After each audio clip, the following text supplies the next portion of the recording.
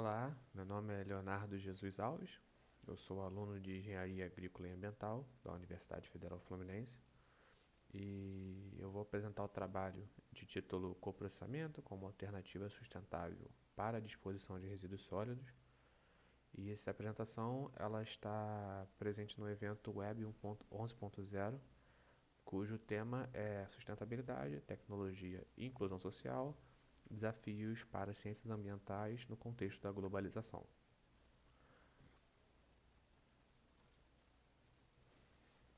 Então, antes eu acho válido destacar que esse trabalho ele foi feito em colaboração com o aluno Gabriel Meirelles Tavares, também aluno de Engenharia Agrícola e Ambiental, e a professora Daiane Sequim.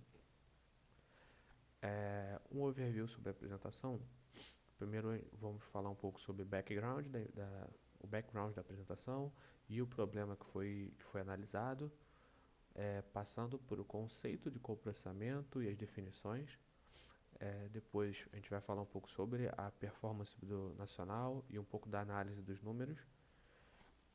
Daí passando para a metodologia do estudo em si, chegando então nos resultados, nos desafios e limitações, passando assim para as considerações finais e, portanto, as referências. O background do problema é que a urbanização e a industrialização, principalmente nesse século, no século XXI, aumentou significativamente a geração de resíduos sólidos. Então, tecnologias que a gente usa para a disposição desses resíduos, em principal aterros sanitários, eles estão se aproximando da saturação. E isso pode causar a contaminação do solo devido aos resíduos perigosos que estão presentes ali e também os plásticos. Com isso, abre-se uma necessidade de uma nova alternativa para a disposição final desses resíduos, porém que consiga se alinhar a ser economicamente viável e também a ser sustentável, ser viável também para o meio ambiente. Daí pensamos na utilização do coprocessamento, porque ele está muito alinhado com as diretrizes e os princípios de economia circular.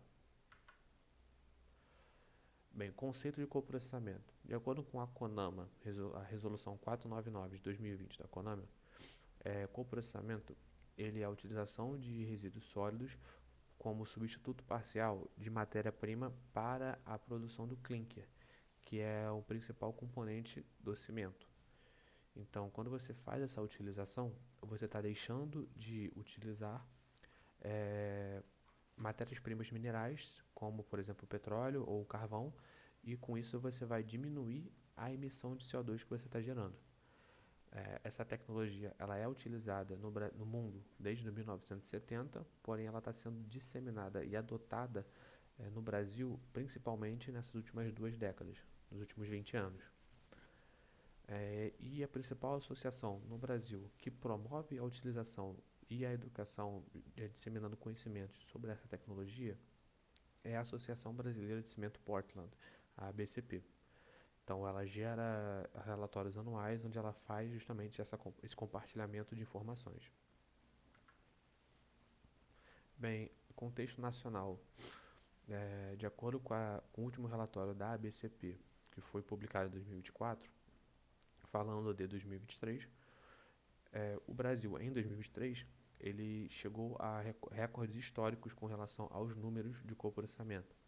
Então foram 3,26 milhões de toneladas de resíduo processado, onde que foram 3,36 milhões de toneladas de CO2, de dióxido de carbono, e de emissão evitada. Então, com essa substituição parcial, utilizando os resíduos sólidos, foi possível evitar emitir 3,36 milhões de toneladas de CO2. Isso demonstra uma integração entre a indústria de inovação e a responsabilidade ambiental no Brasil, mas também no mundo. Eu acho importante também salientar que a utilização do coprocessamento ela está diretamente alinhada com as ODS, os Objetivos de Desenvolvimento Sustentável, também com as diretrizes de economia de baixo carbono. Bem, a metodologia do estudo passou por uma análise exploratória e qualitativa da base de dados, da literatura presente na base de dados Scopus, onde que as keywords, as palavras-chave foram coprocessamento, coprocessing, waste reuse, waste recovery, waste upgrading and circular economy. E critérios de inclusão foram artigos revisados por pares de 2020 a 2025 em inglês, com foco em rotas tecnológicas, desafios e limitações. A partir daí, foi selecionado 100 publicações e foram analisadas por meio do sistema VOS Viewer, onde foi possível chegar à concorrência das palavras-chave e daí a formação de clusters. Bem, com isso, após essa análise, foram formados 5 clusters principais. O primeiro relacionado à energia termoquímica, processo de energia termoquímica. O segundo, a ciclo de vida, métricas de sustentabilidade e pegada de carbono. Terceiro, composição química. O quarto, a aplicação na indústria de cimento, então como combustível, recuperação de metal e uso de hidrogênio. E o quinto, como gerenciamento de resíduo plástico. De resíduo plástico. Enfim, esses 5 clusters, eles mostram pra gente uma multidisciplinaridade do campo com relação a esse assunto visto nessa análise, o que conecta diretamente a engenharia, a economia e as ciências ambientais. Desafios e limitações que encontramos na revisão feita.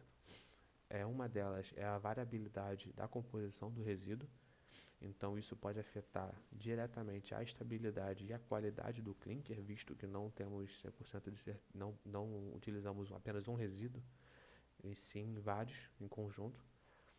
Outro é a necessidade de processos de pré-tratamento nos resíduos, a depender da origem e da característica dele.